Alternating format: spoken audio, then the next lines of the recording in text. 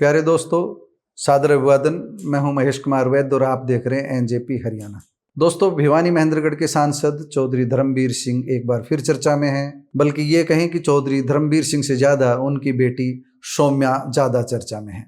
सौम्या ने अपने पिता चौधरी धर्मवीर सिंह का उनके दिल्ली आवास पर पहुंचकर पॉडकास्ट किया है। हम ये कह सकते हैं कि सौम्या ने शानदार पत्रकारिता का उदाहरण पेश किया है और एक एक करके पॉडकास्ट में उन तमाम सवालों का जवाब जानने का प्रयास किया है जो उनके पिता से जुड़े हैं, जिन सवालों का जवाब जानने की इच्छा आम लोगों की है। क्यों धर्मवीर सिंह कांग्रेस से अलग हुए, क्यों वह भूपेंद्र सिंह हुड्डा के साथ जुड़े, किस तरह की परिस्थितियां बनी, तमाम परिस्थितियों का धर्मवीर सिंह ने जवाब दिया है। आगे बढ़ने से पहले हम आपको ये बता दें कि इसी महीने 17 अक्टूबर को चौधरी धर्मवीर सिंह ने हमारे धर्मशास्त्रों का एक उदाहरण देते हुए कहा था कि मानव जीवन की 4 अवस्थाएं होती है: ब्रह्मचर्य, गृहस्थ, वानप्रस्थ और संन्यास। मैं अब 70 का होने जा रहा हूँ, तो इसे मेरा रिटायरमेंट का समय समझ लिया जाए।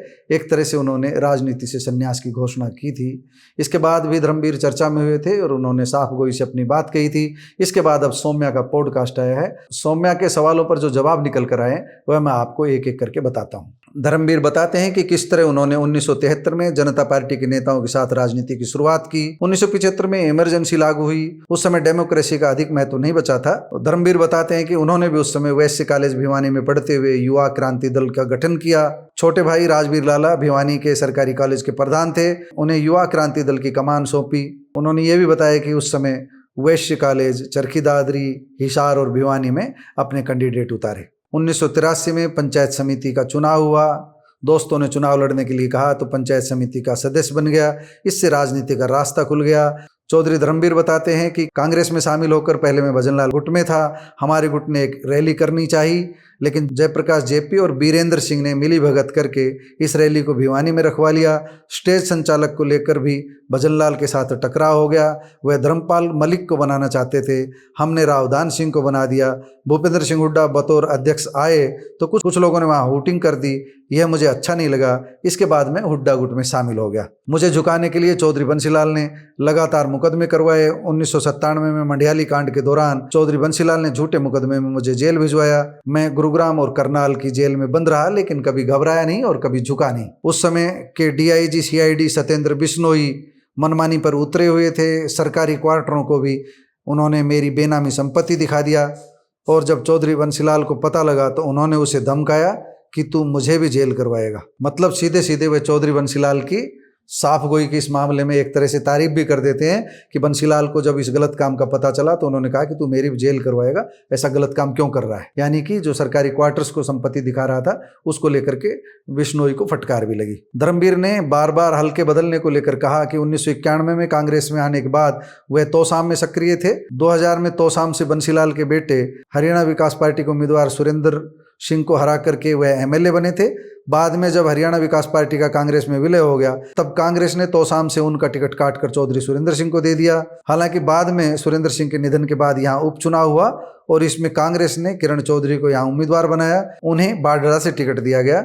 2009 में उन्हें सोना से चुनाव लड़वाया गया, वह जीते भी। और 2014 में यह तय नहीं था कि कांग्रेस उन्हें कहाँ से टिकट देगी।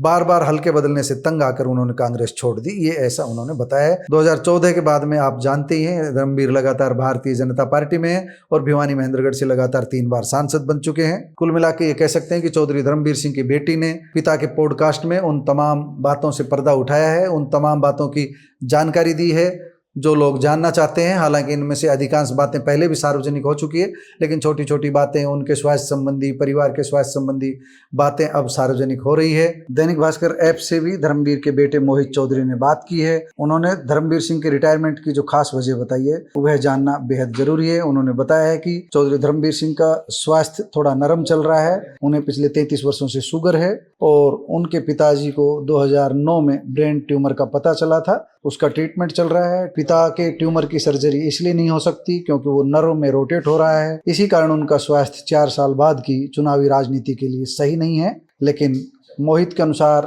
पिता अपनी सामाजिक जिम्मेदारियां निभाते रहेंगे। अब सवाल आया उनकी राजनीतिक विरासत कौन संभालेंगे, तो चर्चा उनके भाई राजवीर सिंह उर्फ लाला की भी है, लेकिन हमारा स्पष्ट मानना है कि धर्मवीर सिंह के बेटे मोहित चौधरी अब भाजपा में पूरी तरह सक्रिय हैं और वही भविष्य की चौधरी धर्मवीर की राजनीति संभालेंगे। सारांश की बात करें तो हम ये कह सकते हैं कि चौधरी भजनलाल से अनबन हुई तो चौधरी धर्मवीर भूपेंद्र सिंह हुड्डा के साथ जुटे, लेकिन भूपेंद्र सिंह हुड्डा के समय भी उनके चुनाव क्षेत्र बार बार बदले गए।